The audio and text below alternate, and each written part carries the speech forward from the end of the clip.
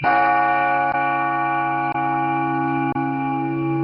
1989, Tibetan Lama Tartang Tulku and his organizations have sponsored an annual gathering at the Great Bodhi Tree, the site of the Buddha's enlightenment in Bodh Gaya, India. The story of this project begins here, in this very place, yet spans continents and millennia.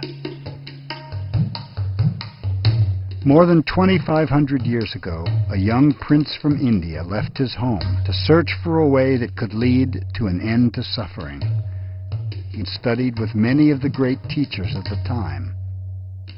In the end, he found their teachings wanting. Ultimately, he came to sit at the base of a great banyan tree near the banks of the Niranjana River in northern India. There, through enormous spiritual effort, he attained full understanding and became known as the Buddha, the Awakened One. He taught throughout the subcontinent for 45 years. His teachings spread widely, leading to a great cultural flowering that lasted more than 1,500 years. In the 7th century, the Buddhist teachings were brought to Tibet, which became the treasure house of the writings and practice lineages of many of the great Buddhist schools from all over Asia. For the next 12 centuries, these teachings inspired generations of Tibetan masters to practice meditation, write masterpieces of applied philosophy and logic, and create timeless works of sacred art. Compassion became a guiding force for an entire civilization. All this changed in the 1950s when the communist invasion led to the nearly complete destruction of all monasteries and educational institutions in Tibet. More than 100,000 Tibetans suffered great hardships to cross the Himalayas, often on foot, to escape to India, Nepal, and Bhutan. Many left their own belongings behind to bring out precious texts and sacred images that otherwise might have been lost forever. Tartang Tulku was one of these refugees. A fully trained Lama and scholar of Tibetan Buddhism, he taught in India for 10 years. In 1968, he came to the West. He began a global search to find the lost Buddhist texts of his country, the literature that had been the heart of Tibetan culture for centuries. With a team of dedicated volunteers, he began reprinting those texts in 2 vast collections. Together they comprise more than 750 atlas-sized volumes that have been printed on acid-free paper designed to last 300 years. Sets have been donated to libraries on several continents to assure that the teachings will not be lost. This has been a monumental effort in cultural preservation. But preserving the words alone is not enough.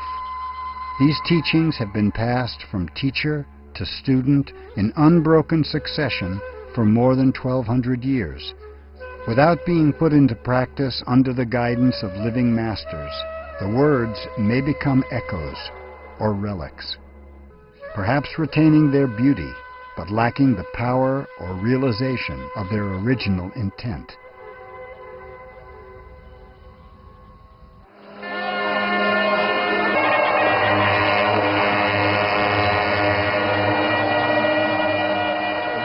The World Peace Ceremony began as a plan to sustain the faith of Tibetans by encouraging them to gather at the most sacred site in the Buddhist world. As part of this plan, texts were reprinted from the 2 great collections Tartang Tulku had compiled to be donated to those who participated. And so, the story comes full circle. The words of the Buddha, transplanted from India to Tibet and then to the United States, are returned to Tibetan refugees at the site of the Buddha's enlightenment in India. In the first year of the ceremony, about 500 Tibetan lamas and monks attended, and 500 books were given away. Now, more than 15,000 people attend each year. This year's distribution alone will include more than 500,000 books. What does 500,000 books look like?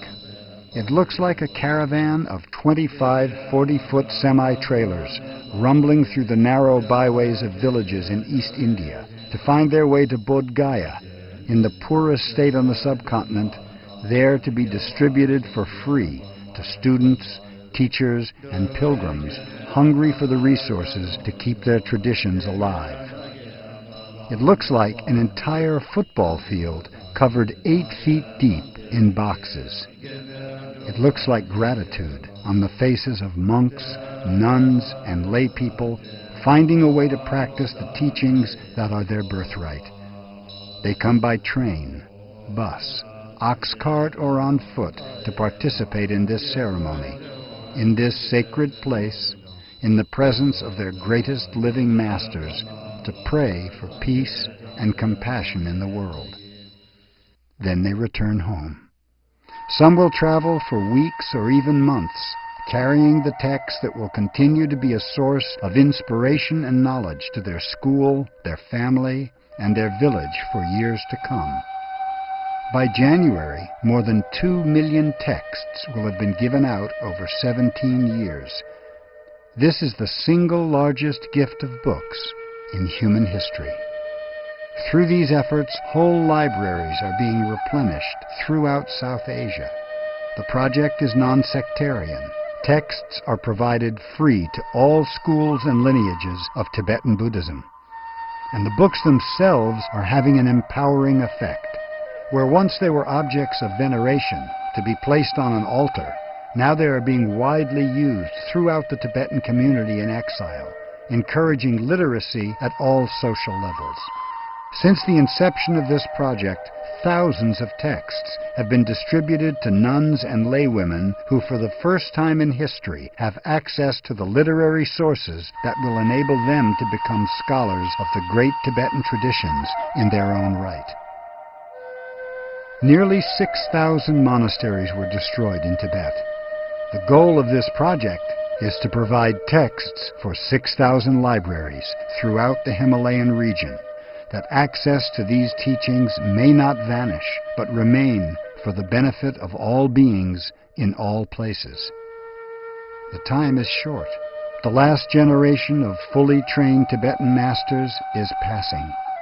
They need the resources now to pass their knowledge on to the next generation of students who can keep the great streams of transmission alive.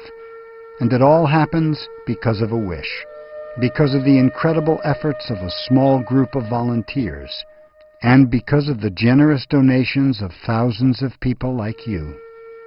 The opportunity is rare. You can help. Thank you.